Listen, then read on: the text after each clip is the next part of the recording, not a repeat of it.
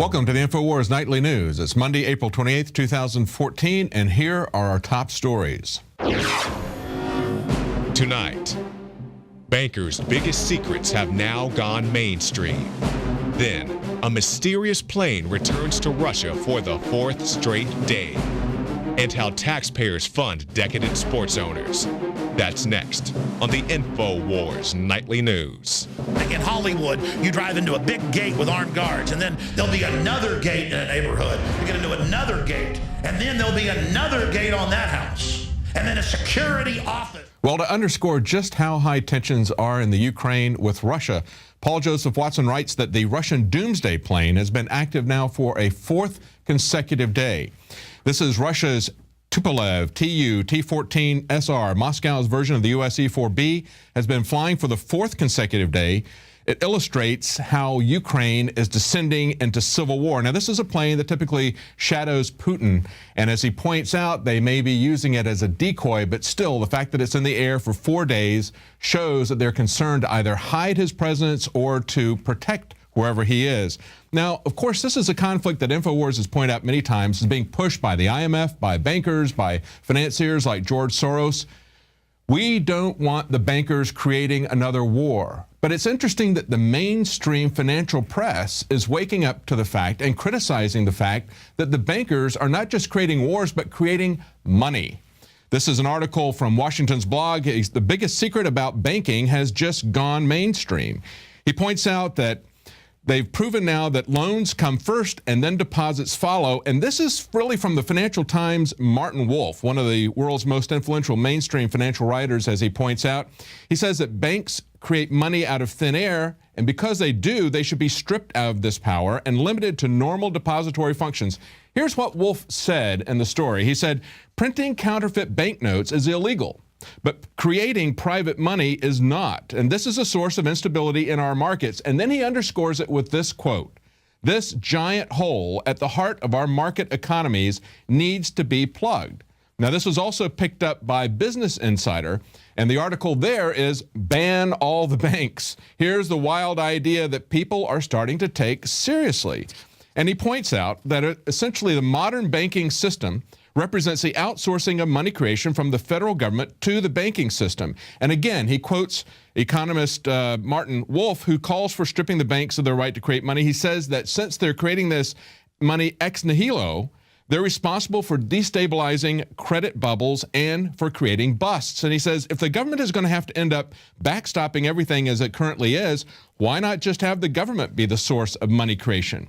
And finally, they go back to a 1939 proposal from a very famous economist, Irving Fisher, who was analyzing what could be done in the wake of the Great Depression. And here's what he said in his paper. He said, the chief loose screw in our present American money banking system is a requirement of only fractional reserves behind demand deposits. Finally, they look at this article and they ask, what can be done? Will this happen? And again, they go back to a quote from Martin Wolf, and he says, this will not happen now, but remember the possibility when the next crisis comes, and it surely will. We need to be ready. Take that as a warning if you're a banker. Now, we know where that they're creating the money. Who gets this money? Well, we give the money in many cases to welfare professional sports team owners. And of course, one of them has been in the news quite a lot lately.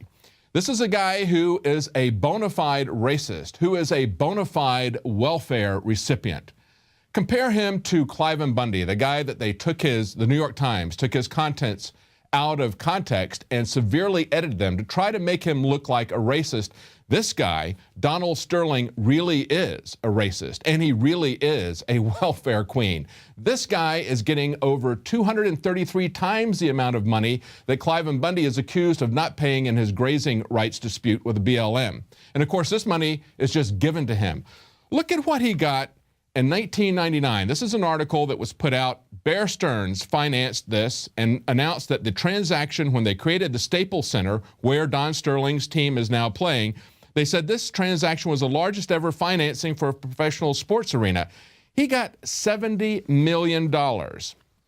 This is where the money goes. Now, of course, this guy who's going to be honored by the NAACP as the Lifetime Achievement Award, the same group was going to give Reverend Al Sharpton Person of the Year award. Here's this guy who was a drug dealer for the mafia. He was a made man inside the mafia. Then he becomes an FBI snitch. And of course, he's the Person of the Year. And then the person who's going to get the lifetime achievement is the guy who is running his welfare sports team as if he was a plantation owner with the same attitude, the same racist attitude. Understand that professional sports players, first they go through the college system, of course. They get paid nothing, even though coaches and universities are making millions off of this. Then they have a situation where they're treated as chattel, being traded from place to place. And then finally, they get kicked to the curb when their short career of fame and fortune is over. And this is the group of people that this professional sports team owner who gets millions of dollars, and of course, $70 million was a lot back in 1999, but of course, now they get hundreds of millions of dollars, approaching close to $1 billion in welfare for these wealthy sports team owners. But, you know, he's not the only one.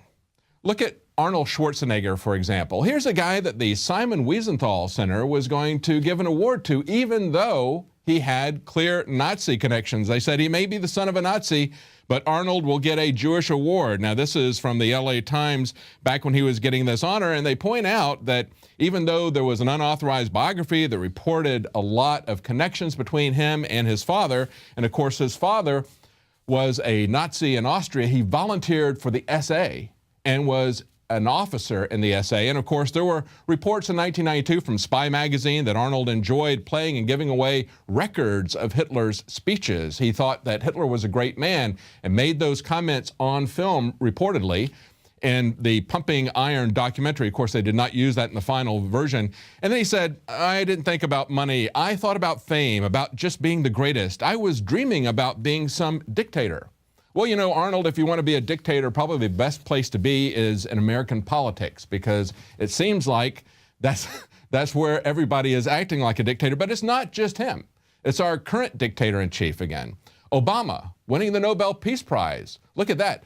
Of course, he has absolutely no reason to win the Peace Prize. Look at when he first took office, and this is a story from the Huffington Post. They said the announcement drew gasps of surprise and cries of too much, too soon. Yet President Barack Obama won the Nobel Peace Prize because the judges found his promise of disarmament and diplomacy just too good to ignore. So how's that promise working out for you now? Obama, the Nobel Peace Prize winner, is now the drone assassin. And of course, Arnold Schwarzenegger, the Nazi sympathizer, gets awards from the Jews. And then we've got a guy who runs a plantation system for his professional sports team and holds the people there in utter racist contempt. And of course, he was going to get the Person of the Year. Fortunately, the NAACP has now taken that back. But what do you get? Well, you get singled out for loaded weapons in your face when an automatic license plate reader misreads your tag. Look at this story from Tim Cushing at Tech Dirt. Cops draw weapons on driver after license plate reader misreads his plate. Now, according to the Prairie Village Post, earlier this month, lawyer Mark Molnar was driving through a Kansas City suburb on his way home from his wife's sonogram. That's right, a pregnant wife who sees this from a parked car nearby. All of a sudden, his BMW is blocked in front by a police car as another officer in a motorcycle pulls up behind him. He said, he did not point the weapon at me, but he definitely had his gun out of his holster. I'm guessing that he saw the shock and the horror on my face and realized that I was unlikely to make more of a scene. Well, what they did was the automatic license plate reader read a 7 instead of a 2, and it returned it as a stolen vehicle. And of course, they doubled down and said that if he was 100% sure, the officer would have been able to conduct a felony car stop, which means that both officers would have been pointing guns at him while they gave him commands to exit the vehicle. This sounds just like Terry Gilliam's Brazil, where they mistake Buttle for Tuttle and a guy gets a full-on SWAT team raid. But this is what we have always warned about. When they start using this universal surveillance and start triggering things just like they did with this automatic license plate reader, they're going to be looking at people who maybe are bending down to change a tire. And that might look very much like somebody's trying to steal a car. And we know that since the police are so trigger happy and are so quick to shoot first, this is going to cost innocent lives unless we change the rules of engagement. And there's no better example of that than this story from the Mail Online, which is talking about an officer in Knoxville, Tennessee. A Tennessee sheriff's deputy is fired after he was caught on camera choking an unresisting college student until he passed out. Now, fortunately, he was fired, but this is really amazing. Look at these pictures. This student, this college student, has his, now of course he was accused of having a cup that smelled like it had alcohol. And there were a lot of college students that were very unruly that were throwing things at the cop, so it got the cop's blood up. But look what they did. They've got him handcuffed behind his back, and this cop in front, that's the one that you see right there, he's the one that was fired. He is choking this guy unconscious. The guy is offering absolutely no resistance. The other two officers are just as guilty. They're standing by, holding his arms behind his back where he's handcuffed.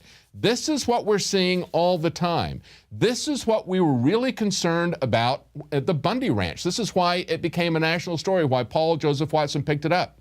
The details are very complicated. We believe, I believe certainly, that Bundy has a very good legal case on some issues. It brings up a lot of very good points that need to be looked at in terms of the jurisdiction between the state and federal government, in terms of what's going to happen with Agenda 21 and endangered species. But the key thing here, the key thing, was a bureaucracy that was over the top, using snipers to point weapons at unarmed people, setting up free speech areas where they censored anybody complaining about this, and attacking people who crossed their lines.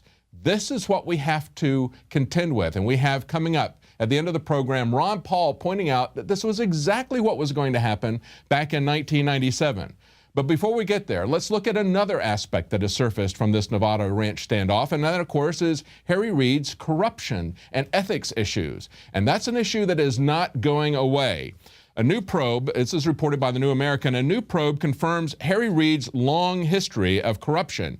This is a two-part investigation that was done by Real Clear Politics. This is now being reported by the New American. We have reported many different instances, and they point out that Harry Reid arrived in Washington in 1983 as the only congressman from Nevada. And at that time, he only had a net worth of about $1 million, and now it's easily over $10 million. And of course, they don't have that exactly because the land, he's heavily invested in real estate. Like 90% of it he looks at as if it were his personal fiefdom that he can broker to globalist capitalists. But I'm not even talking about that. I'm not even talking about the tips that they give him. I'm talking about the massive amount of real estate that he's got there, which of course varies in value depending on what Harry Reid does. And the article continues and says he has built a dizzying network of mutually beneficial political, personal, and business alliances. And these associations benefit Reid, his family, his close friends, and very often the state. A lot of people are going to be looking at these alliances and associations and what it means to Harry Reid, to his son Roy Reid, to his hand-picked director for the BLM, Neil Kornza, and Kornza's father, who is connected on many of the largest mining companies' board of directors. We're going to be following this story, and there are a lot of other people who are now following Dirty Harry's connections. Now, the question in Nevada, as in many other places, is out west, does the Constitution allow for the federal government to retain ownership of, in the case of Nevada, 90% of federal land after it moves from a territory to a state? You know, does the Constitution even matter to the American public, to the government for that matter?